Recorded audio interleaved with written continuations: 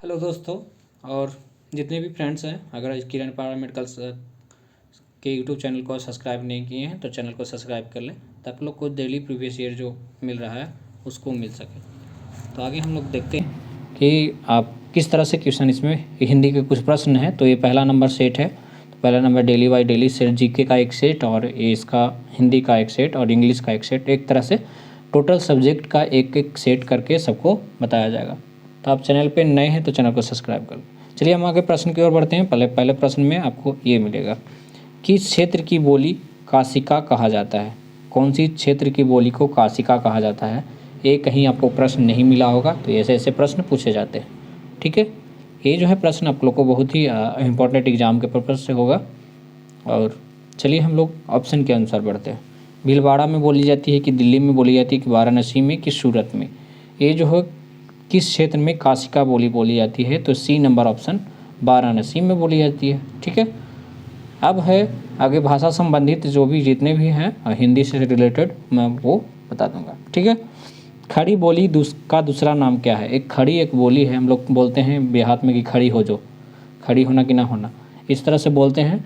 तो देहाती भाषा में मगधी में हम लोग वैसे बोलते हैं, और कहीं कहीं भोजपुरी में, उर्दू में, किसी और तरह लैंग्वेज से बोलते होंगे। तो खड़ी बोली जो है का दूसरा नाम क्या है, खड़ी बोली का जिस भाषा का नाम है, तो ये हरियाणवी है, दूसरा कोरबी है, मेवाती है, राजस्थानी है। ये जो ऑप्शन कौन सा होगा, तो ऑप्शन खड़ी बोली को जो बोला जाता है कोरबी, कोरबी में बोला जाता है। ठीक है, आगे हम लोग प्रश्न की ओर बढ़ेंगे। पापी में कौन सा विशेषण है। संख्यावाचक विशेषण है। ये आपको ये इंपॉर्टेंट क्वेश्चन हो सकते हैं, ऐसे ऐसे प्रश्न पूछे जाते हैं।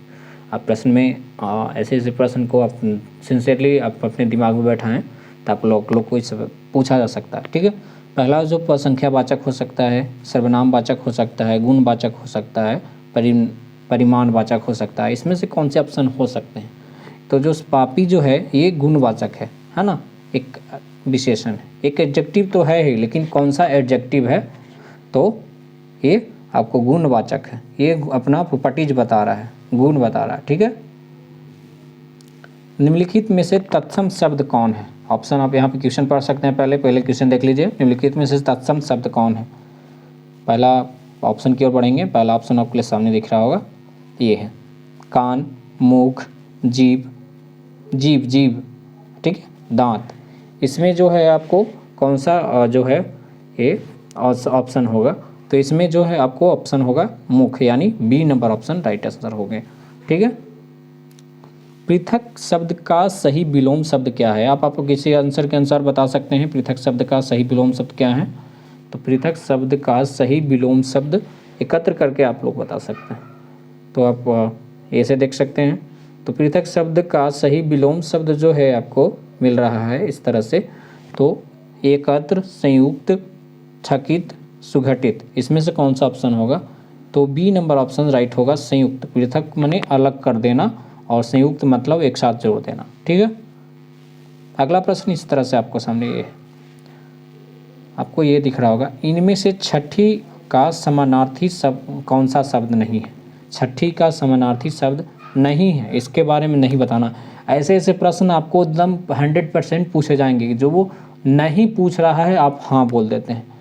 तो इसमें छठी का, हठी मतलब हठी, हठी का समानार्थी शब्द नहीं है। कौन नहीं है, तो इसको बताना है।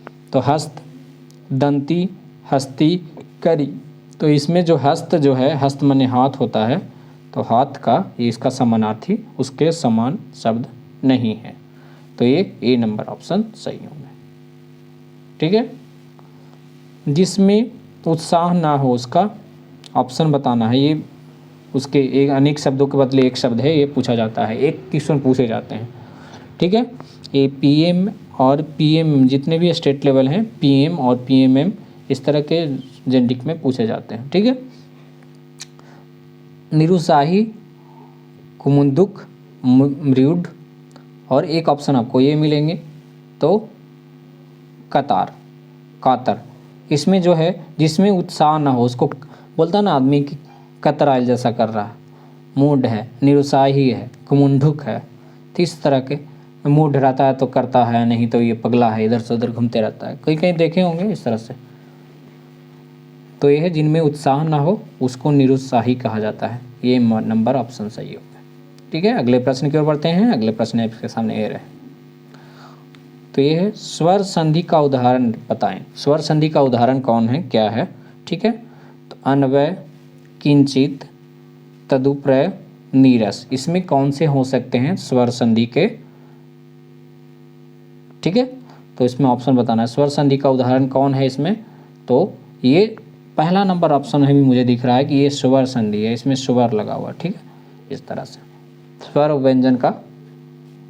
स्वर और व्यंजन में आपको पता ही होगा स्वर किसको कहते हैं और व्यंजन किसको कहते हैं, आप लोग को पता ही होगा। मैं बताने की ज़रूरत नहीं है, मैं ऐसे क्लास में ले लेता हूँ, क्लास बता देता हूँ स्वर और व्यंजन क्या होता है। ठीक है, ओके। बहुव्रीहि समास, ये सब समास सबसे ज़्यादा इंपॉर्टेंट है, आपको क्वेश्चन के जरिए समास पूछा जा सकता है। तो चतुर्भुज, पंचवटी, करोड़पति और डी में आपको ऑप्शन दिख रहा होगा कि आपको ये जो है चरण कमल, ये ऑप्शन आपको सामने दिख रहा होगा। तो इसमें से कौन से ऑप्शन होंगे तो आपको बताना हो। यदि इसमें से ऑप्शन जो होंगे, ये पहला नंबर ऑप्शन चतुर्भुज, बहुव्रीहि समास का चतुर्भुज होगा, है ना, यानी ए नंबर ऑप्शन। अगले प्रश्न की ओर बढ़ते हैं। निम्नलिखित में से कौन सा शुद्ध है? बताना है कि कौन है जो शुद्ध है में।